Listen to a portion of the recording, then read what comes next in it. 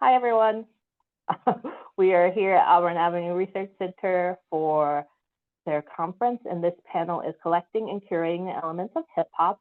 I'm Brittany Newberry, music and pop culture archivist at Georgia State University here in Atlanta, and I am with Larry Nuface Compton, Minister Server, Syreeta Gates, and Ralph McDaniels. And then, so tell us about the first item or collection that you collected or curated, and what's its significance to hip hop. Yeah, for sure. First, thank y'all for inviting me to be on the panel. I'm really grateful to be in space with Minister Server, obviously Uncle Ralph and Nuface, baby, and obviously you, Brittany. Yeah, so I have three things that are kind of like my first thing. The first thing is September 1998. There was a great day that happened. It was called the Great Day in Hip Hop. It was a double XL night. It was double XL September 1998 cover, which had over 200 artists from around the country on it. And getting those artists together, I'm sure, was a wild and interesting time. Shout out to the legendary RIP Leslie Pitts, who was responsible for putting that team together. So that's kind of like the first thing I have. And two things I'm going to mention you think might not be tied into hip hop, but I'm going to create a little bit of context so you have the reason why I mentioned it. The first thing is the first piece of art that I actually collected was a piece from Emory Douglas from the Black Panther Party.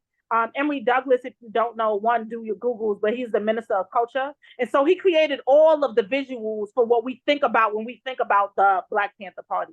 And so obviously Black Panthers direct connect to hip hop, right? Like, especially as it relates to like social justice, et cetera, et cetera.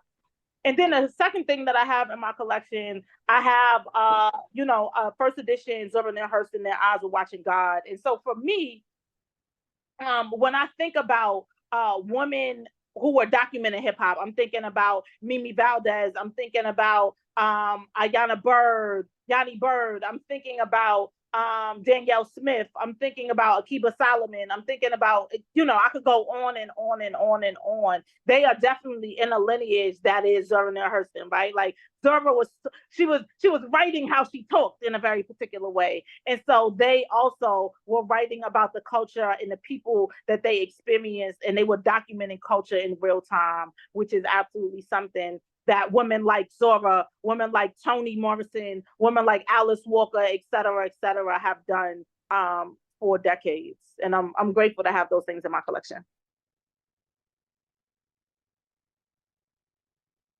Word. Let me veg you back on Syreeta. For me, I'll go with three items as well. For me, I still have my actual 12-inch singles from when I was in high school in Atlantic City, New Jersey, before there was even rap albums. Some of y'all way too young. You, Brittany, and Syreeta, y'all way too young to remember when there was no rap album. It was only 12-inch singles. But for old dude like me, I keep my record collection, even though I haven't, every now and then I do a spot vinyl only set. But my records are very important because, I love liner notes. You remember the artwork and the liner notes and all that kind of stuff? Those, are very, tangible. You can go online and see that kind of stuff. It ain't nothing like having it in your hand and whatnot. The second item, bigger with Nation Time Syndicate, we used to do a radio show back with WRFG back in 1999. I still have some of the actual cassette tapes. So I know in the future, my grandchildren can not only see the pictures of their Babu, but they can actually hear the radio shows and things of that nature. And the third thing is I have one of the original galley copies of the Gospel Hip Hop book before it actually was published into a 823-page opus. I have the original 127 page galley copy. And I know that in the future, people will be, the story even behind that is so spiritual. The things that I do, I want people to be able to connect their spiritual selves to hip hop. That's a part of my archival energy as well. So those three things. Word. I think mine started with family, and because some of the earliest things that I had in my collection come from family, from down to a jacket a sweater jacket with my he's a big Larry, I was little Larry, so the back of the jacket has little Larry. I still have that jacket and try it on occasionally, and remember being that 3-year-old kid with his name on this jacket. So I kept that jacket. Also a doll, what have you, an action figure of sorts, but a doll that I call Dapper Dan, that taught you how to tie your shoes and zip up your overalls and maybe braid hair and tie your shoes and say your ABCs. I still have that doll from 1978 with the tag on it with probably runny nose and bloody noses. And I think if I try to put it in the washing machine, it might fall apart. But I get to see him and remember being that kid with that new toy. And then I think secondly or thirdly would be the first ticket stub of the first rap show that I ever been to, and seeing LL Cool J on the stage and not knowing who or what it was, and Run DMC having a song called My Adidas. But previously my father took me and bought me a pair of Adidas and bought him some and my cousin some and a jacket, and we all had Adidas. So when at the end they said, if you have Adidas, take your shoes off, put it in the air, I was able to do that. And that made, and I wasn't alone, and I seen other people, and so I seen this community, and I always wanted to remember that, and that's always stuck to me because that's why I look at my brand. I'm Nuface, and nostalgia is my brand, and nostalgia is that first 3 to 4 seconds once I pull something out of my bag. How did you feel? That vitamin, that Red Bull energy drink, that first cup of coffee, that's what I want to give you, but I want to give you that with history, context, and something we love, hip hop and community. So that those 3 things, like whether it means anything of value to anybody in the world, it means a lot to me. And I know everybody has something that they value a lot, and hopefully it's in hip hop and connected in somehow. Nice. Thank you, guys. So Ralph, with Video Music Box, how did that get started? And I know now that some of it's either with the Smithsonian or going to the Smithsonian, and how did that happen? So well, in reference to the Smithsonian, the mic flag, which is, on the microphone, there's a flag that says Video Music Box. That is in the Smithsonian, African American Smithsonian, and it was one of the early items before the building even opened up that they reached out to me, and actually Chuck D from Public Enemy suggested that they come to me and get some archival material, and that is one of the things that they took. Or that we leased to them. I shouldn't say they took. And so they acquired, right. Yeah. Yeah. And is it on loan? yeah, it's on loan. So, but it's all good because, people from around the country who've never seen Video Music Box can get a little information about it. They right next to me is Jay Dilla's, Beat Machine, so it's a pretty cool spot that I'm in. So and so so Video Music Box started in 83. I was watching I worked at a TV station. I graduated from New York Tech in Westbury, Long Island, TV film guy, but didn't have a job in that business. And I got an internship working at this TV station.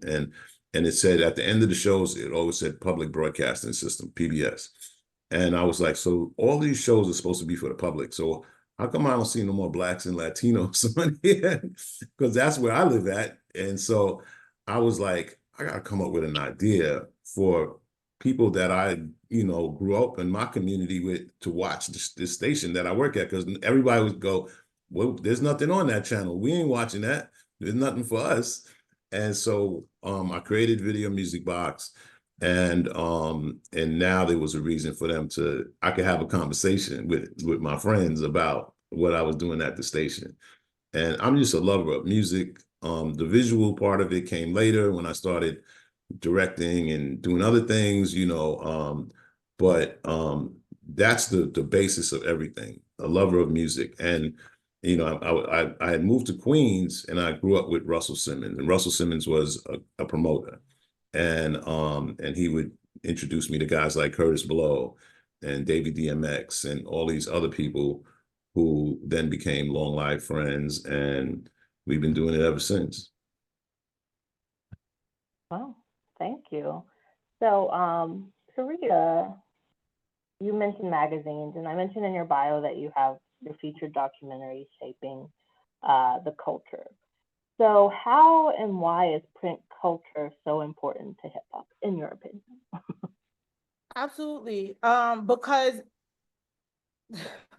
I'm about to be in my bag. Bear with me, y'all. Bear with me a little bit. But I believe print culture, specifically like hip hop magazines, are so important, not even to just hip hop culture, to American culture, to the global culture at large. Because if it's not in a book, if it's not in a magazine, it's like, was it real?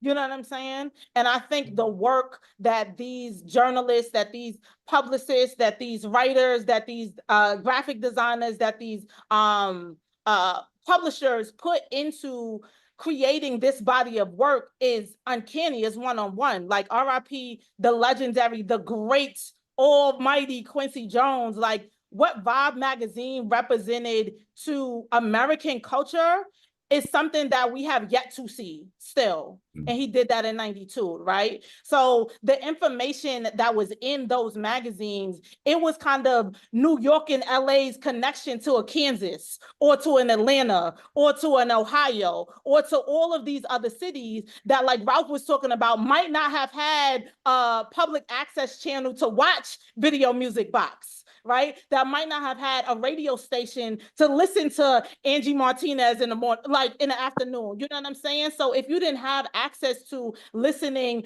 to name a DJ, a VJ on the radio, or if you ain't have the opportunity to watch Uncle Ralph, if you didn't have those two opportunities, the only other option for you to get hip hop, if you know you weren't going to the Bronx, if you weren't going to Cascade, if you weren't going to your local, you know what I'm saying, your local entertainment spot, was literally the magazines. So again, if it wasn't for Ego Trip and 4080 and Honey Magazine and Vibe and The Source and Double XL, et cetera, like I can talk ad nauseum about hip hop magazines. What we fundamentally think about hip hop music would be different. What we think about hip hop culture would be different. Like Bobito wrote an article in a source called The Confessions of a Sneaker Addict. That was like in 93. Now sneakers is a global culture. You know what I'm saying? Like that wasn't popping in 93. Another place where you can, if you didn't get a chance to watch Uncle Ralph on Video Music Box, you could read about Uncle Ralph in the source. You could read about Dapper Dan in, you know what I'm saying, and Vibe in these magazines, in these magazines. So I believe like these magazines were an entry point to explore everything that was possible around hip hop, the fashion, the culture, the music. People like Karen Hunter was writing books on, you know what I'm saying, on LL Cool J and Queen Latifah in the 90s. Where would you see that outside of Vibe, outside of hip hop publications? Mm-hmm. So yeah, hip hop publications just really allowed the culture to be opened up in a new way. Yeah, thank you. Yeah, here at Georgia State, we're actually focusing on Southern hip hop magazines and collecting those. Shout out to Sure Ozone and Julia Bev one time, J Mill one time. Yep. Yes. So yeah, I agree, and I think most people agree, if not all, that magazines and print culture are very important. So thank you for your passion too about collecting all of this. So Minister Indeed. Server, and if you guys have comments or anything, feel free to share them. So Minister Server, we're getting into spirituality now. You have something to do with that. So in your opinion, I'm gonna get in my bag now. So I'm asking the right questions. That sounds good. So what role does spirituality play in hip hop, and how has it affected your work to preserve the culture? Wow. I feel a sermon coming on. Y'all better slow down. No, for real though. But you know, for me, you know, and I tell people I've been pretty, you know, transparent from the door. My name is Minister Server. I don't represent any religion. I represent hip hop culture. I am the first minister of hip hop culture, meaning that we are multi-faith. Every religion that exists already exists in hip hop. People that even call themselves atheists exist in hip hop. And when I went to ministry school, I was very intentional. I went to the Barbara King School of Ministry down in Atlanta, Georgia, and I was very intentional to serve the Atlanta hip hop community. You know, to be perfectly honest, I wasn't thinking about anything other than Atlanta. So the spiritual part for me personally, as well as my community, has always been very important, because we know that hip hop is nothing new. It's the new name that we as Africans are calling what God is expressing through us. You know what I'm saying? So there's nothing new about breaking and seeing graffiti, DJ, and all of the elements have been there, except the way that we are expressing it. And big up to Blastmaster KRS-One, the teacher, because when he started the Temple of Hip Hop in 1996, that was the first organization that was intentionally, specifically dealing with hip hop from a spiritual lens. Now, of course, those of us that know KRS-One knows that KRS has been controversial from the door. Some people see him as, off to the far end, but his commitment to us that identify themselves as hip hop is undeniable. So for me, because I was involved with Nation Time Syndicate, with Nation Time Syndicate, we saw ourselves as a faith-based movement anyway. Like I said, we were dealing with hip hop beyond entertainment, so it kind of coalesced in directly what was happening with the Temple of Hip Hop. So for me, in my personal space, when I went to ministry school in 2000, it was to be able to be of service to actually speak to people from where they are. It's not about where I am; it's about where they are. But in hip hop, it was obvious to me that there was something spiritual. I didn't know at the time exactly what it was or really what to label it at the time, but I knew it was something. So when I went to ministry school, as I said, I was involved with Nation Time Syndicate. I was doing a radio show, and I was simply sharing the things that I was learning in school with my community, and allowing people to be where they are without trying to convince, coerce, or convert anyone spiritually, knowing that I believe that God is inside of all of us, and the way that we express it is, through our thoughts, words, and actions. So in my last quarter in ministry school, we invited KRS-One down for our youth conference. And at the meeting, KRS asked, could he talk with me? And, he said that God told him that I was supposed to be the minister of the temple. Oh, if you know KRS-One, everything is dramatic and big. With Chris, like, yo, server, So, at the time, I was like, okay, it sounds good, but I don't even know what that means. Let's see what it looks like.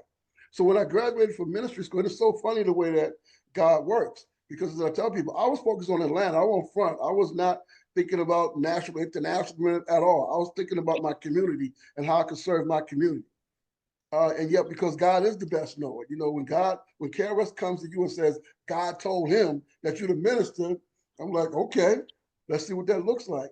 Now, we fast forward 21 years later, I believe that I've served my international community well as a minister. I take pride to be able to represent and under the acronym of Higher Infinite Power, healing our people, HIP, HOP. Every spiritual path fits in that. Every person fits in that if you see yourself in that. And as I tell people, there's no way, I don't think anyway, in my humble opinion, there's no way that we could have affected the entire humanity. Everywhere there are human beings on the planet, according to the United Nations, hip hop is the fastest growing culture in the world. So how does that happen in less than 50 years without a formal plan, with limited resources and absolutely no force, unless God is involved? It's pretty obvious to me. Now, we have to bring it to earth and see what that actually means. But the concept of a higher infinite power healing our people, when Spirit whispered that into my ear in 2005, I was like, that's going to be the basis of my ministry. And that in 2005 was when I started Hip Hop Ministries, and we consider ourselves to be a spiritual, cultural, educational, political movement in hip hop, and allows people to get in where they are, knowing that if we believe what we say, that God is inside of all of us. Your religion is none of my business. But if we represent a universal God, then we should be able to build a better world. And I tell people, in all honesty, I'm in it for very selfish reasons. I have 6 children and 7 grandchildren, and I want to do my part to help create a better world for them. So the objective of Hip Hop Ministries is to enlighten, inspire, and empower people through hip hop culture.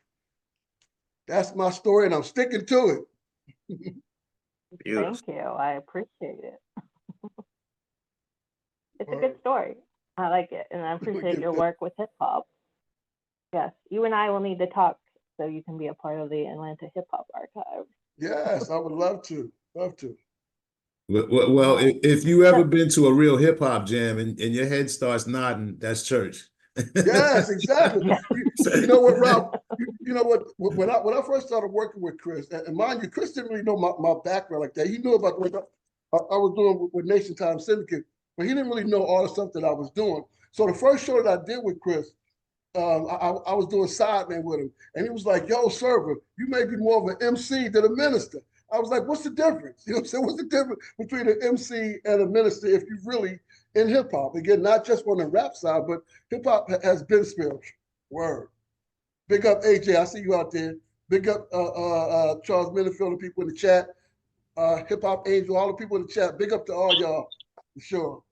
I think that you know, we have been, especially the folks on this panel right now, we've, you know, taken, I always say, let's push the culture forward, you know, and you have Server and Syreeta and Nuface and Brittany, we got you now. And so you know, just taking it to another space, you know, that we belong in, you know, and sometimes we're not invited in, and we might bum rush the show, you know, and that happens all the time. And so I would be remiss if I didn't talk about Queens Library and the work that I do there in Queens, New York. And I started working there with Kim McNeil Capers, who's checking us out right now. And last year, we did an amazing event, which Auburn Research Library was part of, the Hip Hop 50. I put a link. I'll put it up again in the chat. Well, actually, I don't know. The chat I have, it doesn't go to everybody. I don't know if it goes to everybody. It just goes to the panelists. But we can make that available. And I wanted to pull up the shirt because I have one of the shirts here. It's the 50 years of hip hop. Sorry, my blur is gone. 50 years of hip hop, and then on the back, we had over 50 different organizations from around the country. And of course, you know, Auburn Research Library was part of the African American Culture and History organization that is giving this today, Black Archives. Gates Preserve was also a major part of putting the programs together. But and the name of the program was called Collection of Cultures. And we wanted to document during the 50th anniversary what every city was doing for the 50th anniversary of hip hop in a library or museum space. And big up to IMLS, which is the Institute of Museums and Library Services, which is, you know, the US government's, you know, overseer of all these type of things. And so that's a new thing. That's not something that happens on a normal basis. It might have happened casually in the past, but you know, at Queens Library, like I have a department, like I have a desk there, you know, like I'm really there. I have a job there, you know, and that's not something that was always available to us, or maybe we just didn't know it, but now we know it. And so now you see a Book of Hove at, you know, what you call them, Brooklyn Public Library. And other programs across the country that are in these learning spaces. And that's super important that we're in these with other scholars that, you know, can analyze it and move the culture forward. They have a saying when they say what they bring to the table, and from your story, you weren't invited to the table, you built your own seat. You know what I'm saying? You like you said, that wasn't there before. You gave people vision, but it took you taking that first step, which you inspired so many people behind that. And I think that's the real gem of what we all do collectively, is like, no, there's value in this. And I'm gonna show you how valuable it is, because history is not personal. This is facts. Here's the proof right here. You don't have to find out how I really feel about somebody. Look at the picture. Look at the faces around you, the happiness, the moments that was historic, where there was no phones in the air and people were having a great time and dancing without social media and being present. What does that look like? Oh, here's proof right here. Go on Video Music Box, go on the Vibe magazine, pick up Ozone magazine, go to Double XL Rap Radar, and that's what they look like on Yo MTV Rap. That's what they're wearing. That's the haircuts. That's why I got a haircut today, because of Tupac and Bishop and Juice. You know what I'm saying? That still inspires me to this. Last week it was Gumby, like Eddie Murphy, like everything's still an inspiration, but it's something that I've seen in physical form, like Syreeta says, but visually, like what Ralph McDaniels does. No doubt. And if I could add on to what Rob was saying about the library, man, big up to the Auburn Avenue Research Library for African American Culture and History. We at Nation Time Syndicate have been working with the Auburn Avenue Research Library since 1999, 25 years.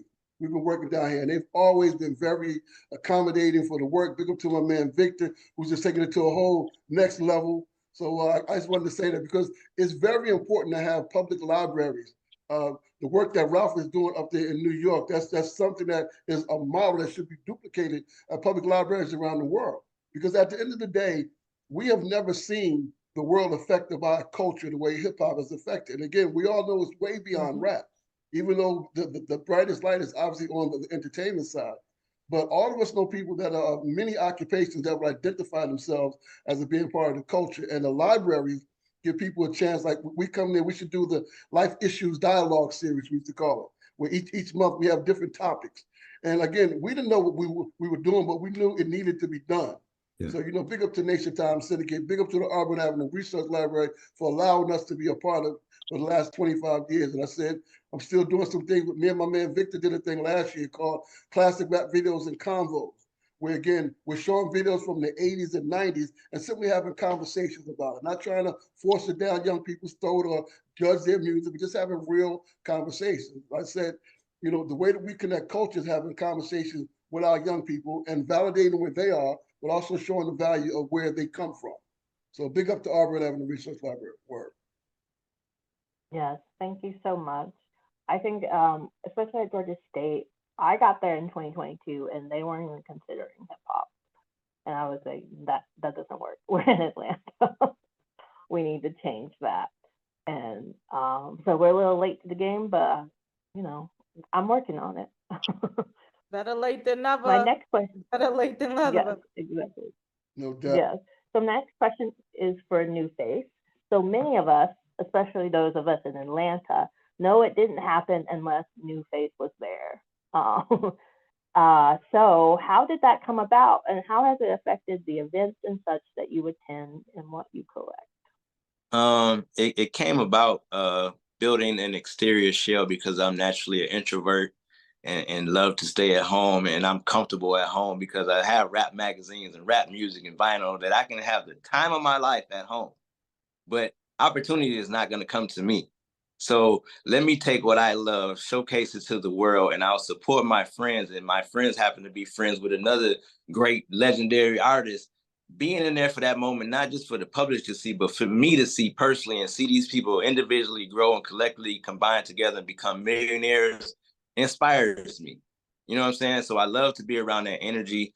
And that energy is contagious. Like they talked about, Syreeta's passion shows through the screen. Like it speaks where you don't have to even explain it. You see that somebody has a love for the culture, and then you able to collectively be like, okay, let's put this together. And it happens so naturally, it doesn't look like work. They say, find something you love. You never work another day in your life. Like Minister Server said, like he's doing this and not doing it for the money. He's raising kids and grandchildren. That costs, but some people won't see the value originally. So we took the stairs, you know what I'm saying? But now we're coming around full circle, and then people are starting to see the value.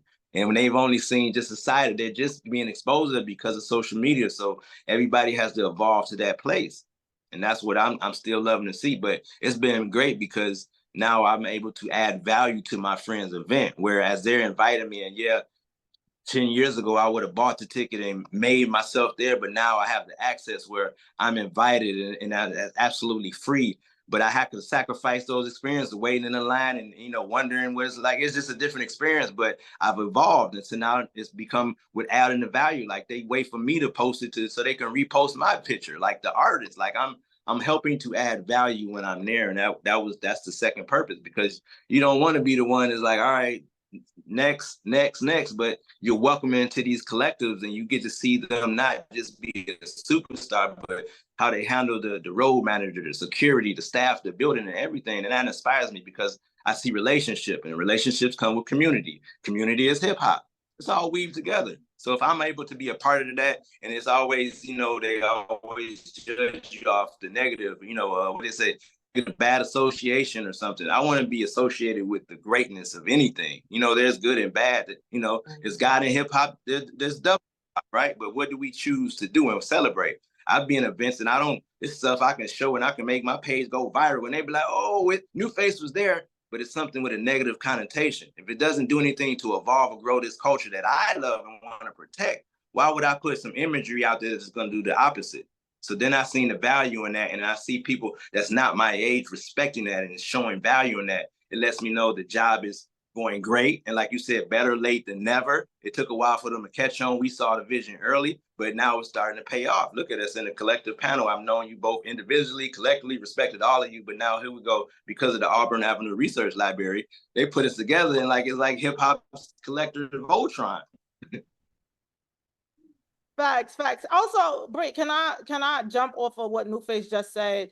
I think what's so brilliant about what Nuface has been doing for years is one, a streamline into all of the work that we have been doing, but he really creates context, right? Like I believe in win-win-win situations, right? Like I win, you win, and because both of us wins, the community at large wins. And Nuface does that in real life. You know what I mean? And I think that's the important aspect of it, right? Especially as it relates to the artist, right? And like, yes, we get value seeing who's he pulling up with, etc. But artists oftentimes have done so much work, they don't even remember that they was on the cover of The Source in '93. So when Nuface pulled that joint out and he got in a conversation with Andre 3000, it's like, oh, the value is on all sides, not only as him as a collector, but now it has context like, oh, you seen the rap pages that Charlie Braxton did back in the day in which Outkast had the first cover. Like, you know what I'm saying? So it one hand wash the other, both hands definitely wash the face. And that work is super, super, super, super, super, super important, yo. Yes, it is. And it's going to be, and it those helps images, me. Well said, well said, both of y'all. Word. Hey, Brittany, hi. So I have to leave early, and I'm not gonna. I'm sorry because I thought we started earlier for some reason. So I just wanted to say that just ahead of time, just in case I go away. So. Okay, and they weren't recording the first few minutes of this, so they've asked us to re-record the intro and first two questions. But if you have to leave early, I totally understand. Well, I'll say this, there are, folks in the chat, because I'm looking at the chat as well, that are, saying they're inspired by this conversation. And sometimes people come to me and go like, hey, man, what do you think about the new hip hop, like drill music and stuff like that, And I'll be like, it's a progression. Everything is a progression. We're going to get to, you may not like drill, but it's going somewhere. And the technology is taking us in this place, and this is what the kids are expressing themselves. And you got to really listen to sometimes the pain in drill music, because if it's popular and all of these kids are attracted to it, there's something there that's drawing them to it. So be mindful of just not turning it off. Be mindful of just listening to it. I'm clearly way too old to be up in some drill party, but but I'm mindful of what they're doing, and and I meet these kids, or I've listened to their music, and I'm like, okay, so how did this happen? How did we get to this point? And and I have a vision. I'm pretty good with seeing things through, and I know it's coming. It's going to go somewhere else, and I'm not sure where yet, but I believe it's always it's good because it's creative, and hip hop has always been for young people. When it started in '73, Herc was a young guy, with some b-boys dancing, and and a young guy named Coke LaRock on the mic, and and these were young people. They were, Earth, Wind and Fire was popping, and Kool and the Gang was popping at that time, but hip hop was not even thought of, So here we are in 2024. Now we have a music that's we quite don't understand sometimes, but we have to be mindful of it. Yeah. And let me add on to what Ralph just said. I think one of the biggest travesties, and I would just say in my generation, that 1960 to 1980 born generation, generally speaking, I think one of the biggest travesties that we've done is to not teach our children about the culture, and then we turn around and judge them on rap music. You know, when we literally have been saying for 30 years, rap is something you do, hip hop is something you live.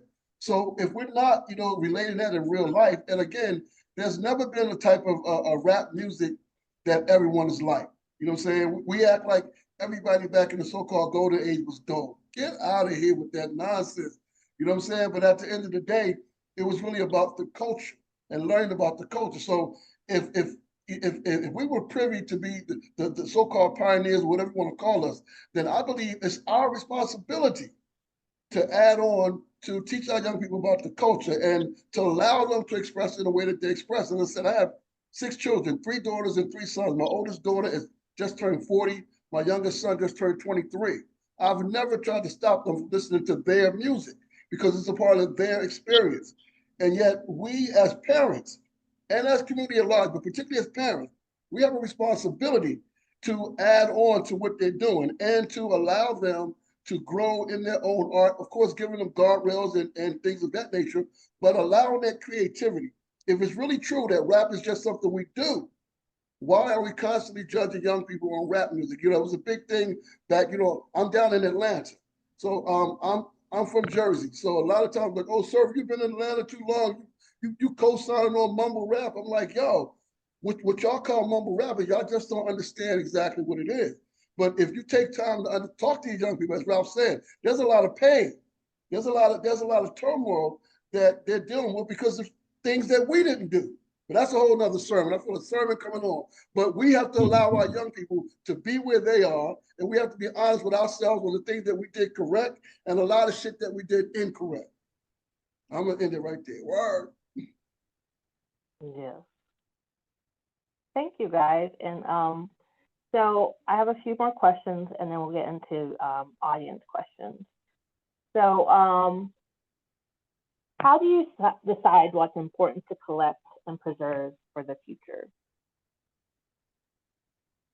Yeah, I'll hop in and start with that. I think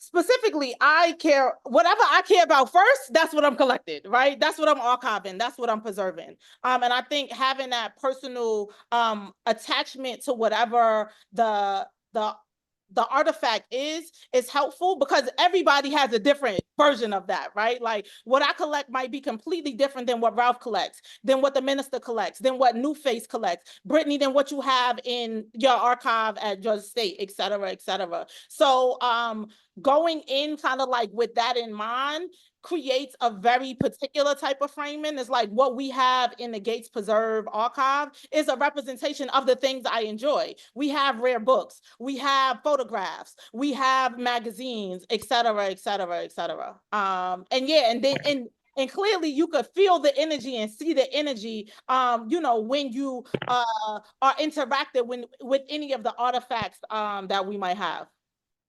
Yeah.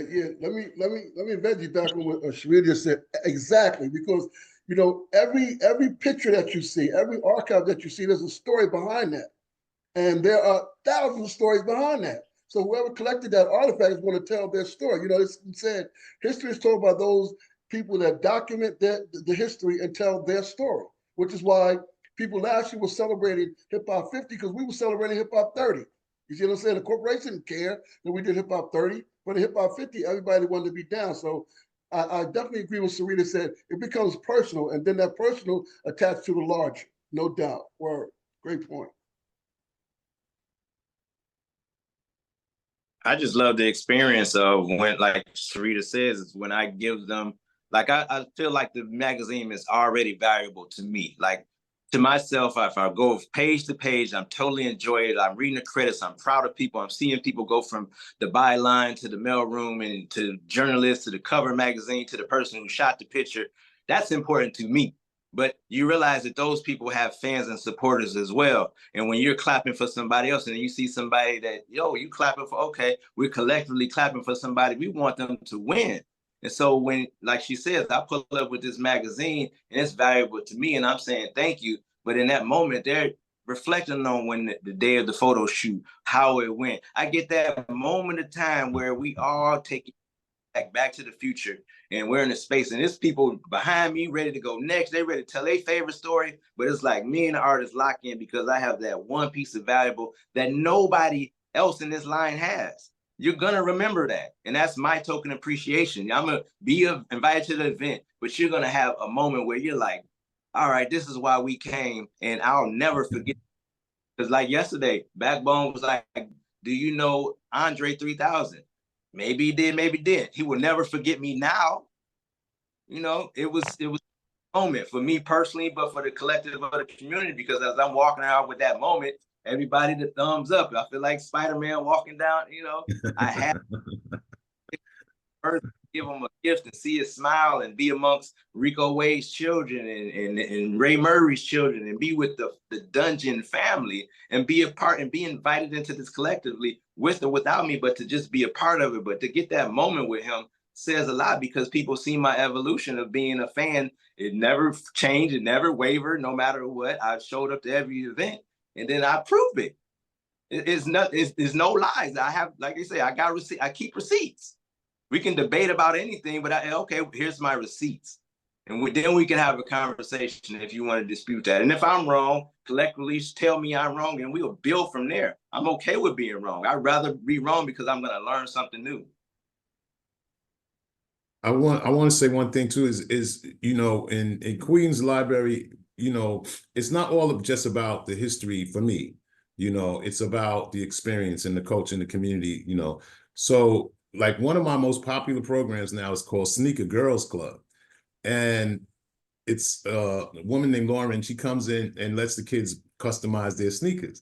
And Syreeta referred to 1992. And, you know, this sneaker thing has been going on for longer than that probably, right? And it's the most popular program that we have, with 6 to 11-year-olds to 13 to 18-year-olds. And, you know, it's arts and crafts, but it's on sneakers. And so, you know, librarians understand arts and crafts. So, you know, so, you know, you can incorporate some things that are traditionally done in that type of space and make it hip hop. So just an FYI for all the librarians and people that create programs out there. Yes, I want to do that now. So I wanted to give space for audience questions. We have a few in the Q&A, but I saw that someone has their hand raised.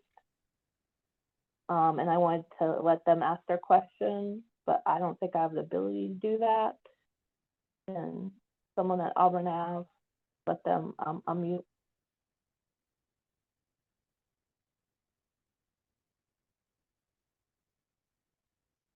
So while we wait for that, I will ask one of the questions in here. So from Manny Faces, we know that academic institutions have been helpful starting and maintaining hip hop archives, but a lot of y'all's work is private or independent.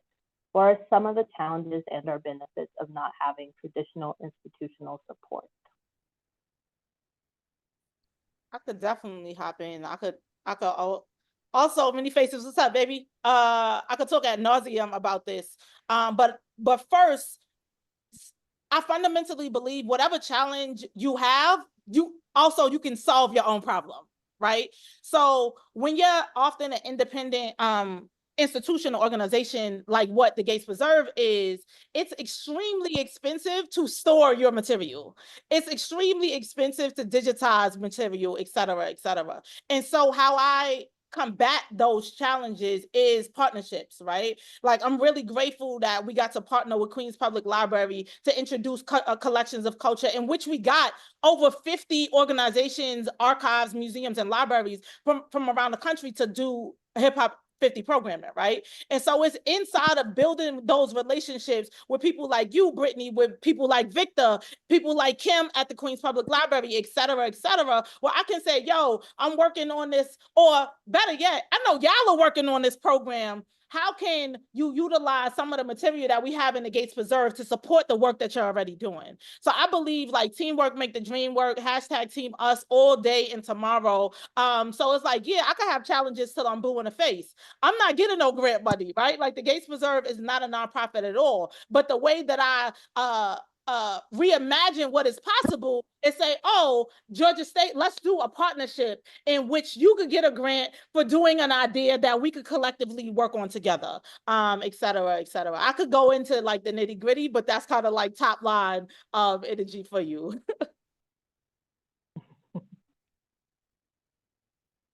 Anyone else?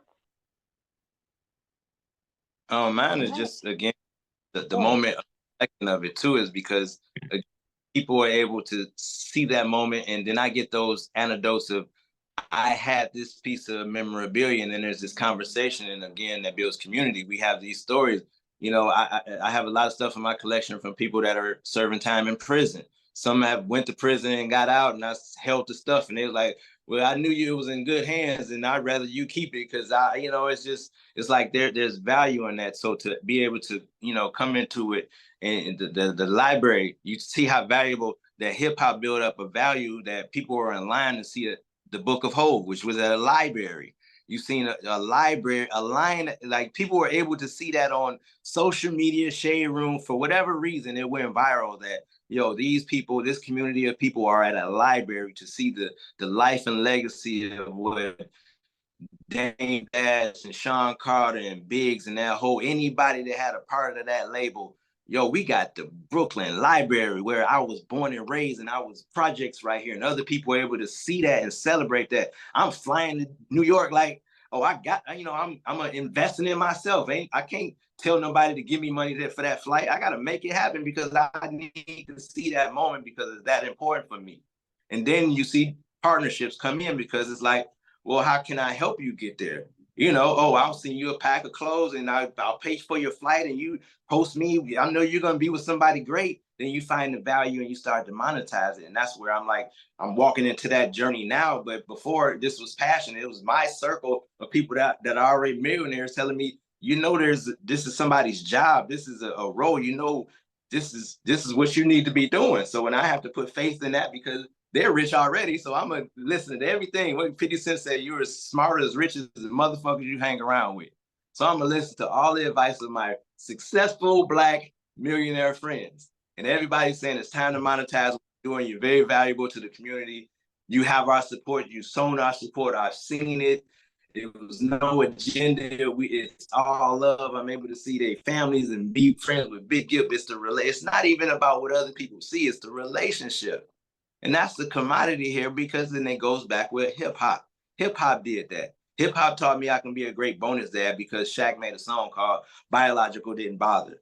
You know, it showed me the value of that. Eminem loved his daughter. He can talk about being whatever way, but it was a moment where I'm going to dedicate this to my daughter. That's what she meant to me. Beanie Siegel writing a song about being in jail. Let me know I'm not built for jail. I do not want to go to prison. Jay-Z and Beanie Siegel having a song, Daddy, where have you been? I don't want my daughters or my children to be able to talk about me in that manner, that Beanie, because they express hurt. That's pain. Once again, that was somebody's pain. And some people's going to be relate to that. But it taught me, I didn't even know what it was, but it sounded horrible. So I had to do my duty to not make that happen, but hip hop inspired that. Mm-hmm. Thank you. So Sharon, feel free to unmute and ask your question.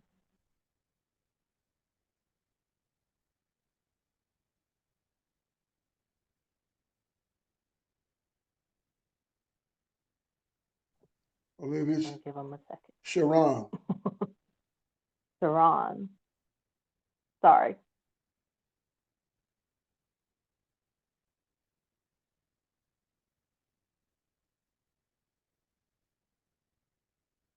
Her volume's off. You gotta unmute, Sharon. Unmute, please. There you go. The last name is Silvestri.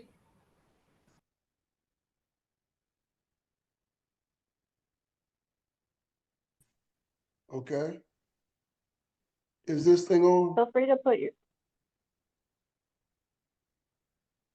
your question in the chat and we'll get to it. So the next question up while we wait, Nuface, without giving away your secrets, how are you actually able to be everywhere?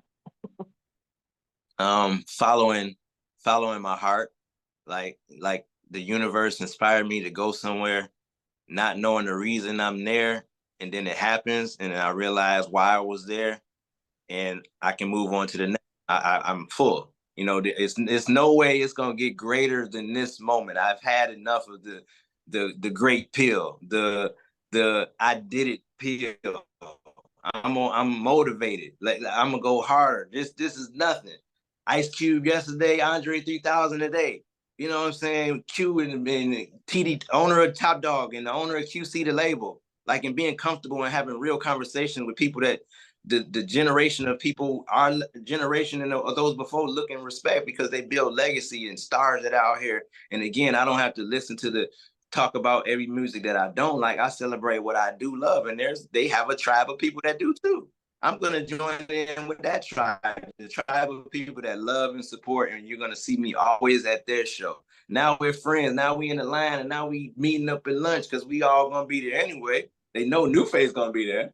So I might as well pull up and we're going to have a great time. And you're going to have your Nuface moment. We're going to all have a collective moment. It'll be happy we were in that space. And that's what Nuface was there about, is being present in that moment. What did that feel? And now other people are saying they were there. That's the goal. You're celebrating you being present in the moment. It wasn't even hip hop. It's like being present in the moment and celebrating that, because somebody else did it and they know how you feel. They know about the Outkast At Last show at Sunday at Centennial Park. That was the best show. They did 3 shows of Outkast reunion, but collectively, our community said Sunday was the best one.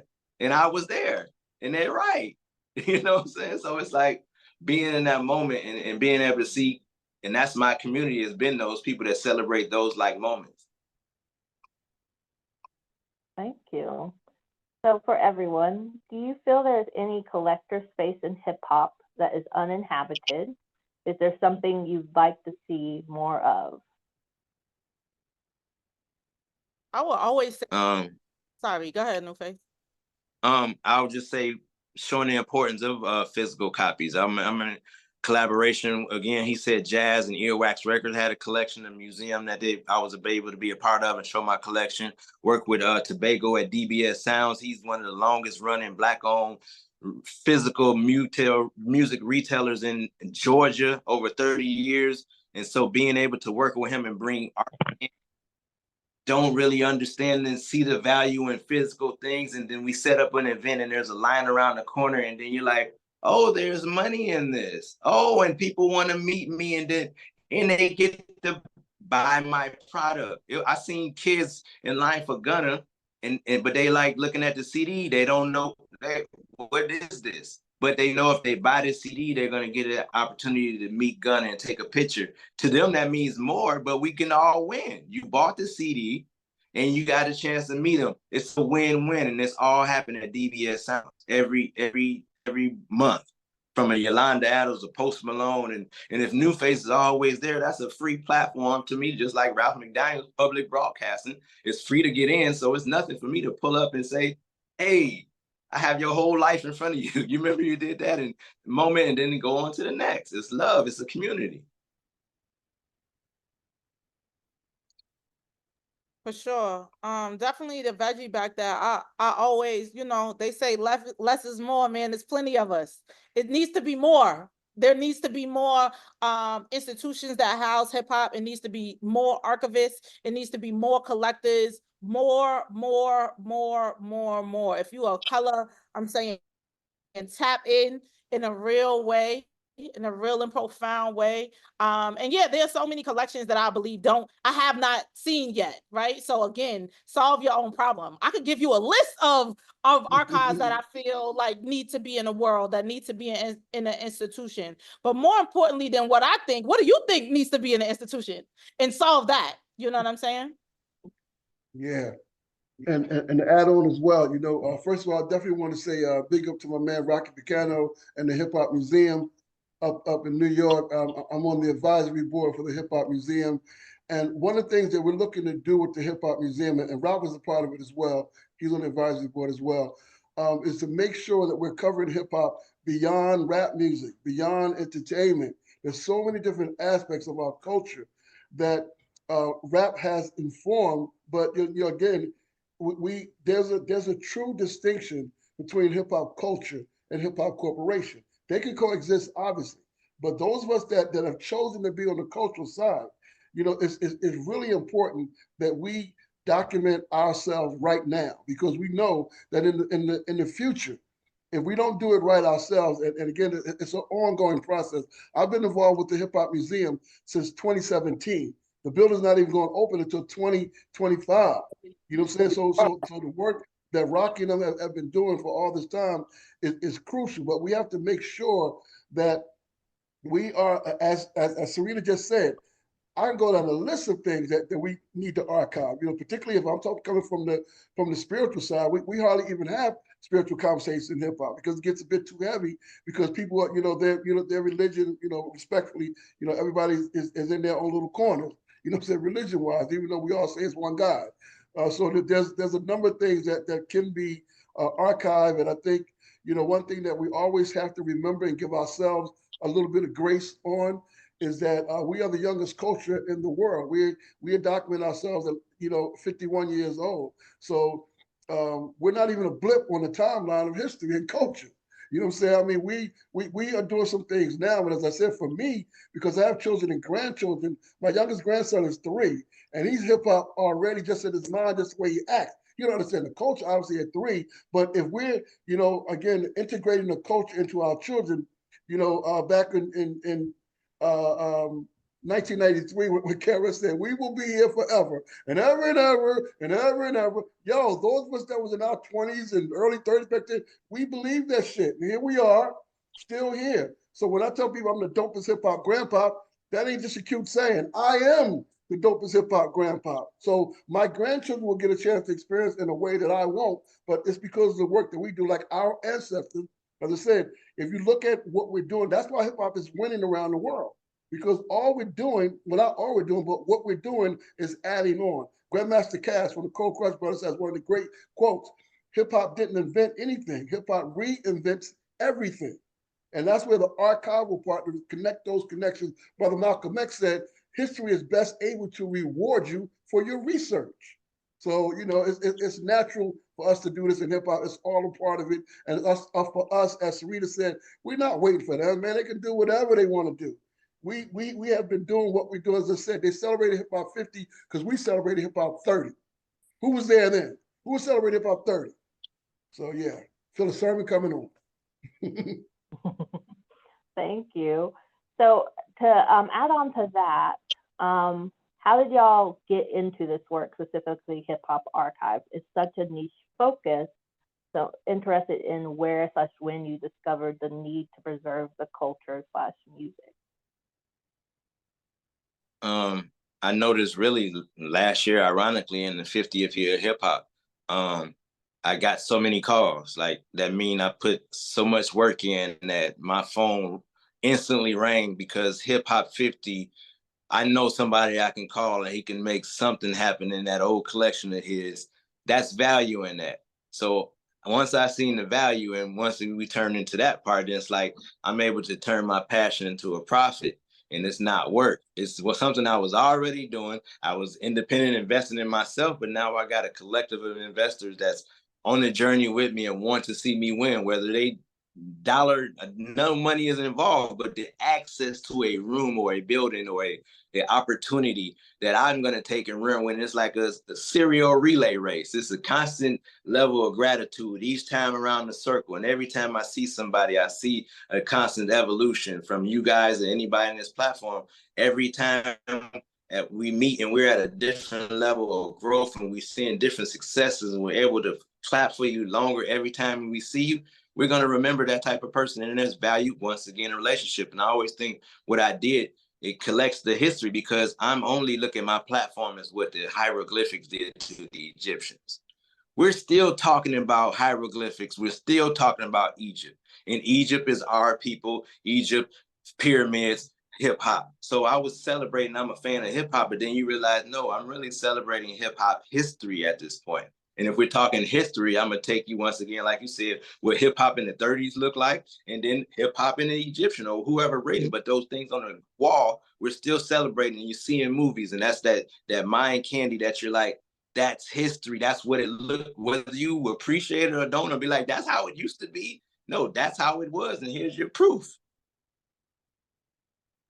Yeah, I would say my journey into becoming an archivist and creating the Gates Preserve was from a creator. Like, again, problem solution, right? Like, I had created Yo Stay Hungry, which is a culinary competition that bridges hip hop with food and beverage. I had Run a Magazine. I had like a radio hip hop segment on WBAI in New York.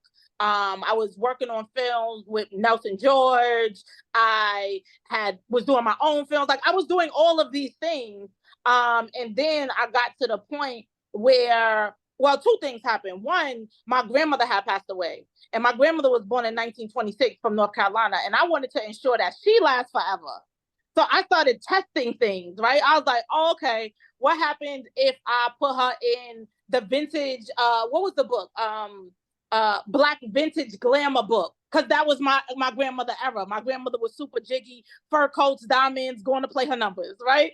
So I was like, oh, if I start putting her in books, that will ensure that she lasts forever. Okay, cool. If I start putting people in films, that ensures that they last forever, et cetera, et cetera. So it's actually when I got up until the point where I've been working on this documentary around hip hop journalism that I would go to these writers and have them read their own pieces. And one of the writers was like, yo, you're like a hip hop archivist. Listen, I'm from Southside Jamaica, Queens. I didn't grow up with nobody being archivists. Bus drivers, yes. Correctional officers, yes. Teachers, social workers, nurses, absolutely. Archivists, absolutely not. And so inside of that, I took that serious. I took that as like a call to action.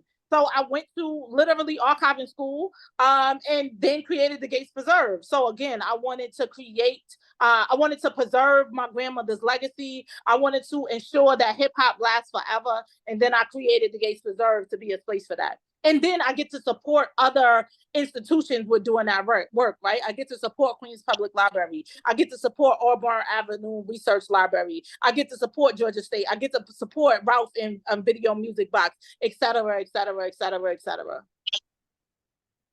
Yeah, and for me, I go back, big up to my man Jazz, my man Nab, two of the founders of Nation Time Syndicate, because it was Nation Time. Like I said, I was already involved, but Nation Time definitely sparked something in me. I jokingly tell them that, they opened up a whole nother layer that they didn't know they was opening up the whole spiritual side of it, but they opened up a whole nother layer, and the concept of preserving hip hop culture and its art forms.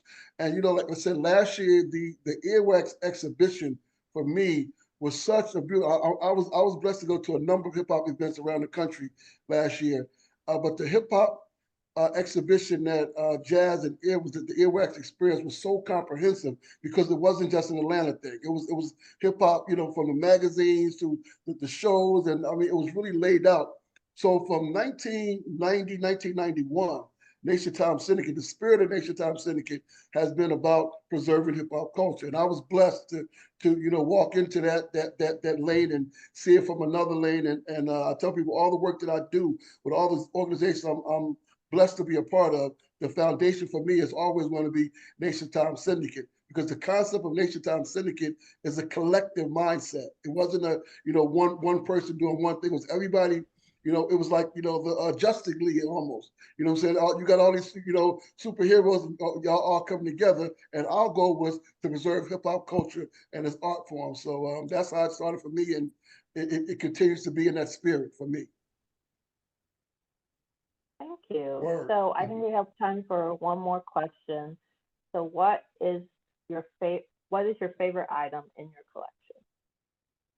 Man, I don't even have kids yet, and that's like saying, who's your favorite kid? I had to make it a hard one. Yeah, that is a hard one. Wow.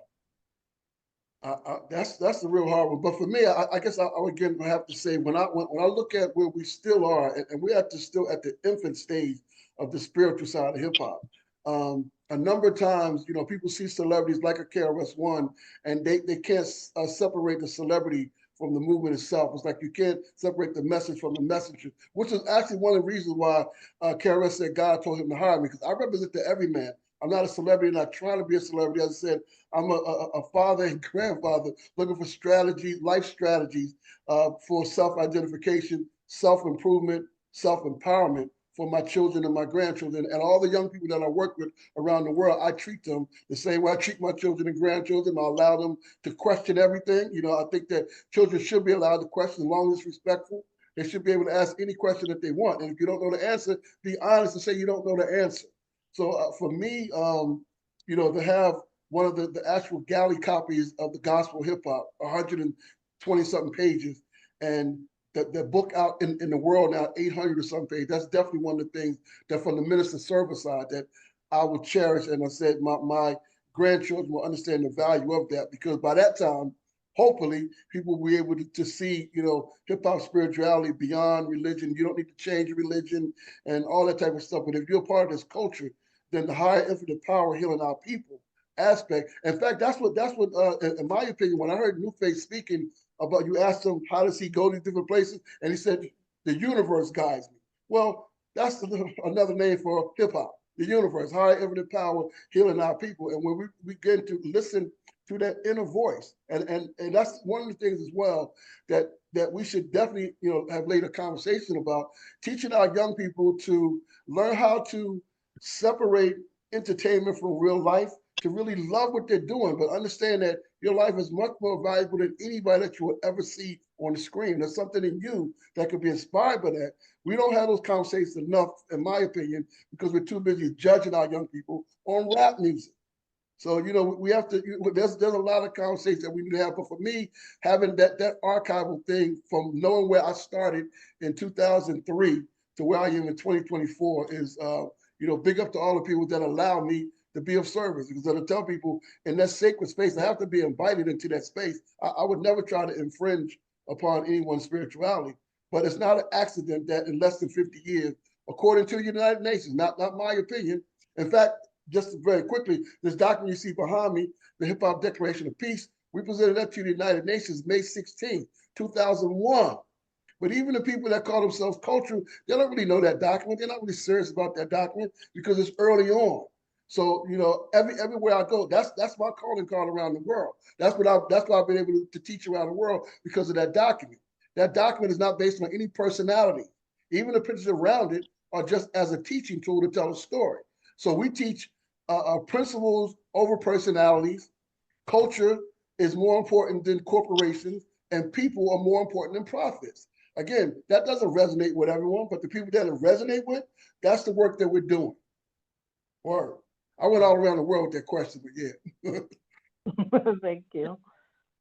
And just to what Syreeta says is, yeah, you might not have a favorite child ever, but it changes day to day. And, you know, it changes day to day. So I'll say my two favorite today would be me being invited on the Rock the Bells cruise, the first hip hop Rock the Bells cruise, and my collection be on display there. And displayed beautifully on a whole floor of the boat, and being not only invited to show my collection, but being rewarded with a paycheck, and then being able to invite a family member, which is my sister, so she can accrue some of the values of her brother's labor and experience those things. But I also brought a New York Yankees 50-year hip hop starter jacket, and every artist that was on that boat signed that jacket. From a RIP DJ Mr. C, but Roxanne Shante was on there, Kid Capri and Manny Fresh and Little John and Rick Ross. Every artist that was on that boat signed that jacket. And I have documentation of that. And we can't get a Mr. C or Clark Kent to sign this no more. You know what I'm saying? So I have that experience that I can hold true to my heart for being that moment. But it also happened that the Atlanta Falcons had a 50th-year hip-hop celebration with the Atlanta Falcons, and they invited literally every Atlanta rapper in Atlanta's history. And I walked in with DJ Jelly of the legendary Camp and Mojo, the very first rapper, with no ticket, and we got you, Nuface. But I also brought a starter jacket that walked in, and it was brand new, Atlanta Falcons, white, and I got my first autograph, and I said, no, I'm gonna make this the moment last forever. And every rapper, once again, in that Mercedes-Benz Stadium, signed that jacket from R.I.P. Rico Wade, R.I.P. Rich Homie Quan, the mayor of Atlanta, Ludacris on the back. You know, everybody was in that building. I have this one scroll that here's your proof that they were there, but also Nuface was there. However you find value in that, whichever person, whichever venue, it's valuable. I know it is because it's valuable to me. Yeah. Yeah, now I got Thank it. you. So- Thank you. Thanks, Nuface. I think one thing that's valuable, this is random, but it's not a flex by any means, but it's gonna sound like a flex. So I'm gonna just step inside, it's a flex. So we're shooting my documentary, we went to Quincy Jones' house to interview him. First of all, his crib is crazy. Second of all, he had like these chocolates, and I got a chocolate and I kept the wrapper to remind me that I was at Quincy Jones' house. And so that joint is like bar. I literally have it in Mylar. It's in a Mylar sleeve. Like, I'm very serious about it right now. So outside of the photos, like, he signed some albums and stuff for my mother and for some other family members. But I have that chocolate and I'm like, yo, yeah, Quincy Jones kissed me on my forehead. And I like didn't wash my face that day because that felt, you know, appropriate. So yeah, rest in peace to God, Quincy Jones one time. Amen. Amen. Yeah. Thank you. Thank you guys for being here. Thank you to the attendees. This has been a wonderful panel. Thank you to Auburn Ave panelists. If you can stick around for just a few more minutes, redo some of the beginning, that would be great. But everyone, thank you and enjoy the rest of the conference if you're in person or online. Yes, Minister Server. Yes. Also, you know, as I said, we are in the process of now of doing a number of things down in Atlanta with my organization, Hip Hop Bridge Builders. So we're looking for people that understand the culture beyond corporation. You can reach out to me at Minister Server on Instagram. I'm on TikTok. I don't know what I'm doing on there, but I'm on TikTok as well. I'm on the Old Head News Network, which is Facebook as well. So you know, reach out, man, because again, it's hip hop is about community. Hip hop is about us collectively. So some things that you have that you may not think of value because you are valuable, as Syreeta said earlier, it makes what you have value. And you know, for me, it's always about the next generation. We can't blame the corporations for not teaching our children about our culture, and that's on us. So I'm here to be of service in any way I can. Reach out, email ministerserve@gmail.com. If you want to post a copy of the Hip Hop Declaration of Peace, I'll send you a digital poster copy, but I will also send you the Word document. The poster is to look at. The Word document is to study and learn because this is our culture and we can't expect anyone to do for us what we're not doing for ourselves. Word. Thank you. Wonderful closing statement. Everyone enjoy the rest of your day and have a good weekend. Panelists, stick around for a second.